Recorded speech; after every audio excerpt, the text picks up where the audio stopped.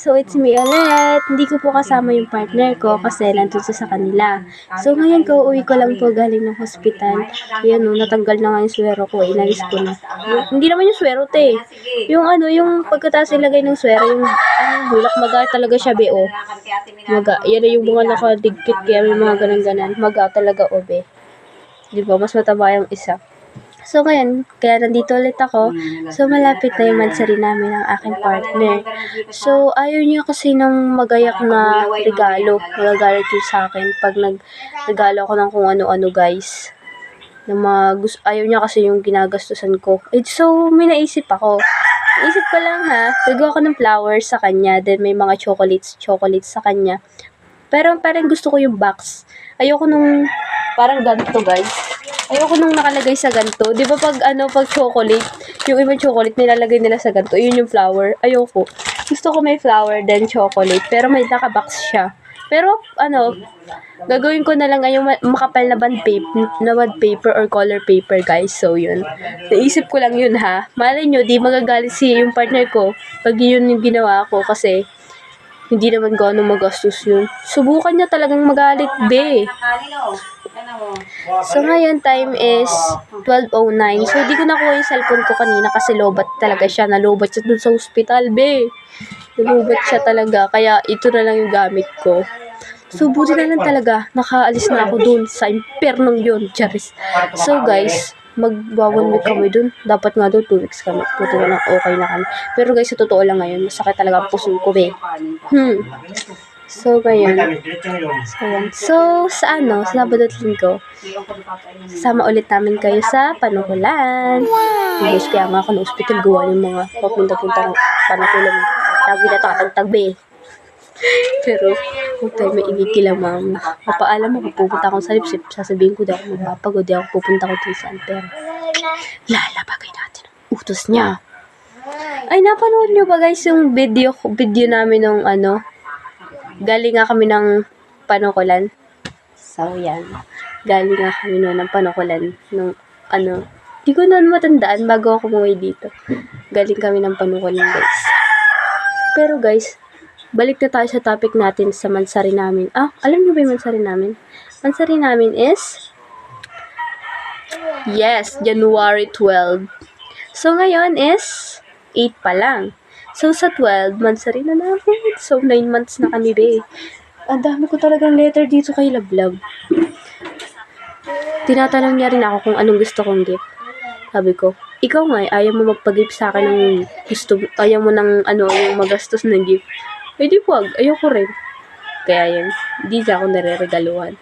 Kasi pag nagregalo siya sa akin, magagalit din ako, di ba guys? So, nandito nga pala ako sa bahay nila, mama. Dito na muna ako nag-vlog, guys.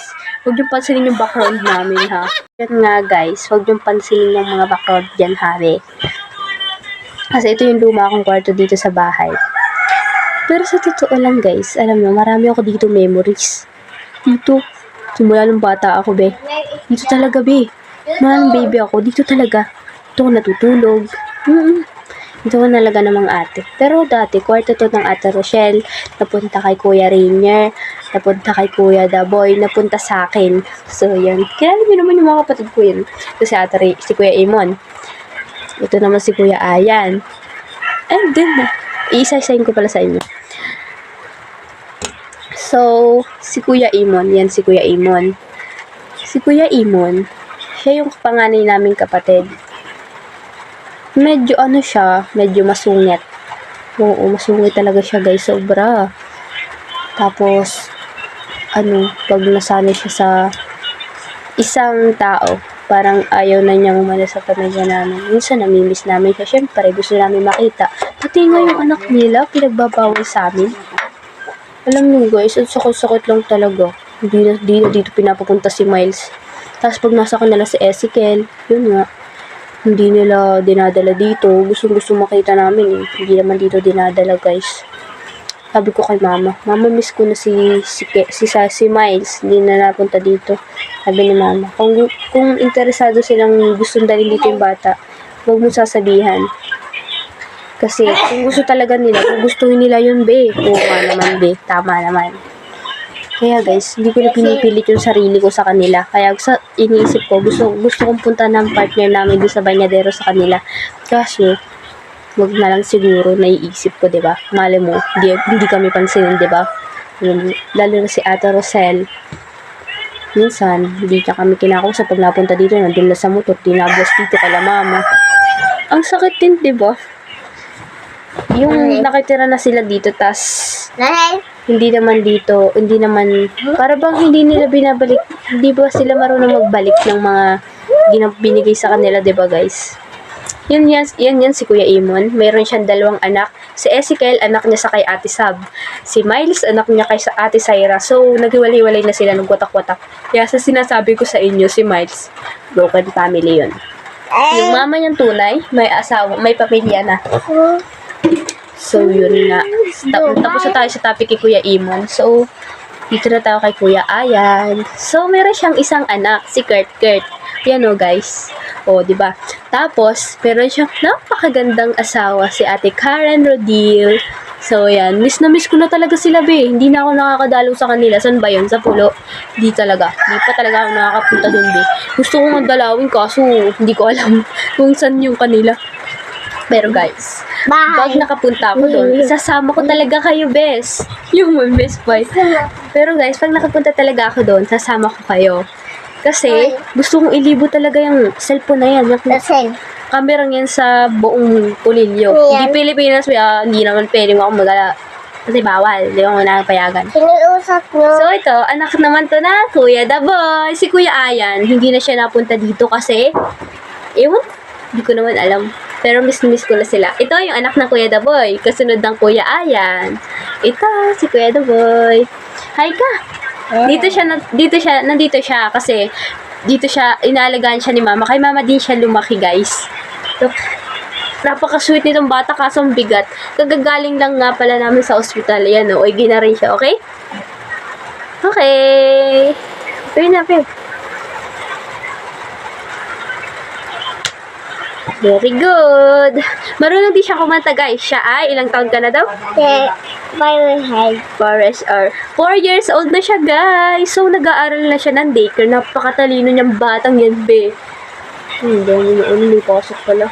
So, di rin ako pinapasok ni mama ngayon, guys.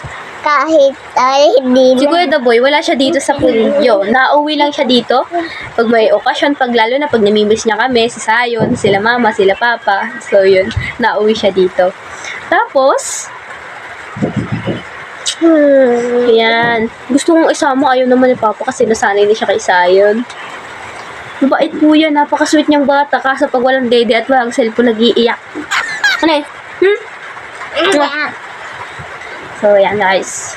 Pagpasensyahan nyo na ako, guys, kasi kay Iggy ko lang. Baka mahulog ka. Pagpasensyahan nyo na ako, guys, kasi kay Iggy ko lang talaga, be. Hindi ako naka-makeup, wala yan. Hindi ako talaga nag-makeup pag ganyan. Kaya pagpasensyahan nyo na. Hindi naman kinukuha yun sa itsura, diba, guys? Kung sino yung nakakaunawa talaga dyan, sila na lang talaga. Love you. So, yan, tapos na tayo kay Kuya Daboy. Si Kuya Daboy naman is, maanak siya.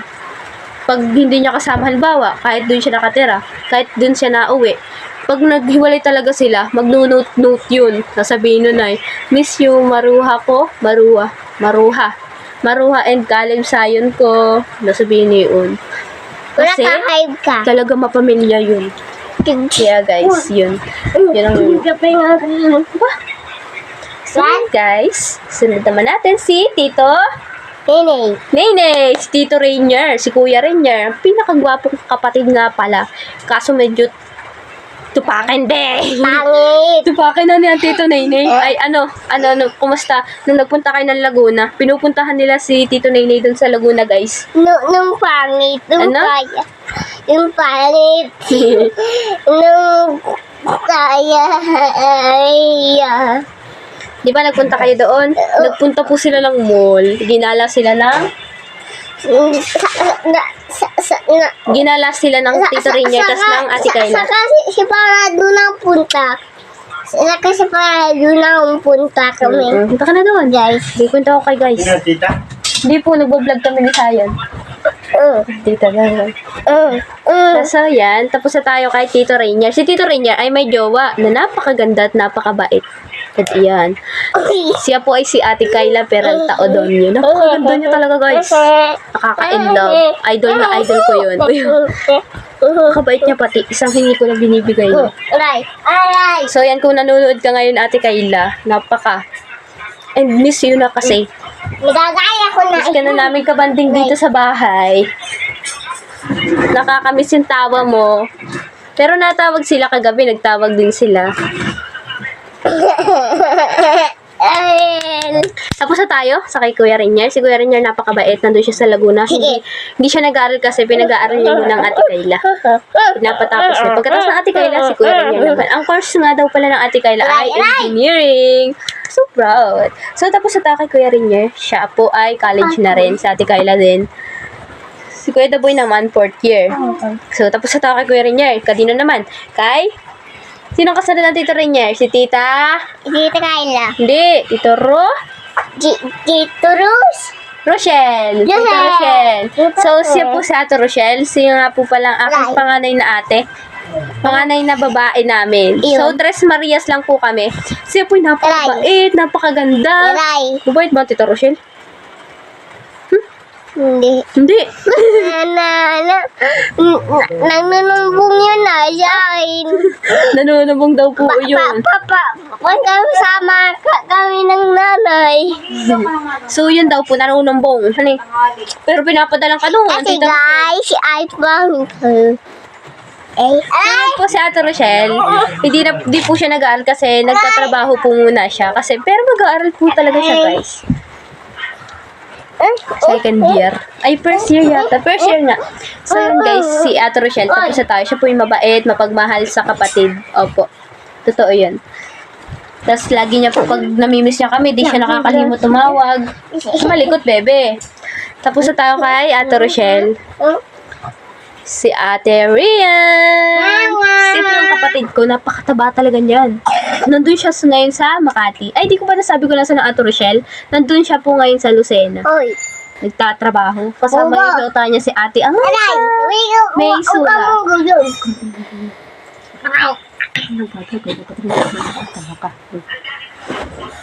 Kanina ka pa ha. May sa likod niya pag nahulog siya. Kanina ko pa ginagalitan. So, yan guys. Tapos na tayo kay Ate Rochelle, no?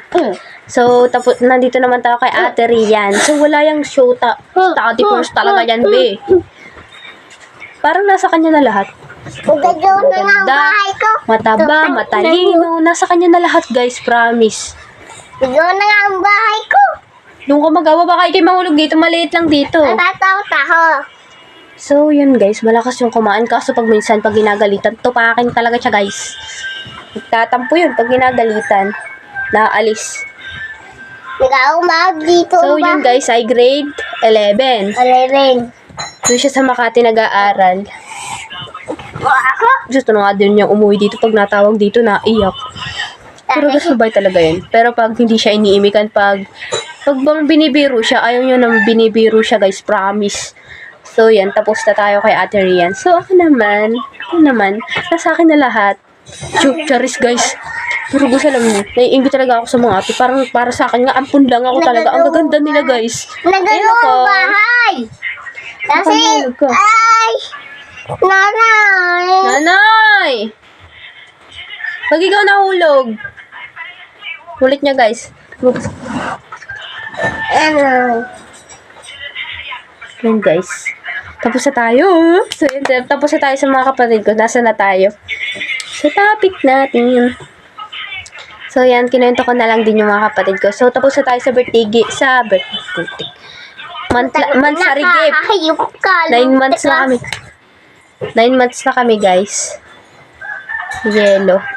So, magkakilala kami ng January 12. Apa kayo?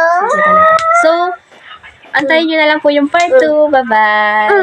Oh, yung nga pala guys, huwag nyo kakalimutang mag-like and follow and hit the notification bell for updated kayo. So, dito naman sa mga reels sa Facebook, Ingat po kayo. Huwag niyo po kakalimutang mag-like and follow and share. Yun lang po. Bye! Ingat kayo palagi. Thank you po sa panonood kung nadaanan mo tong videos na to. Asel. Bye! Bye-bye ka na. Bye-bye! Bye-bye!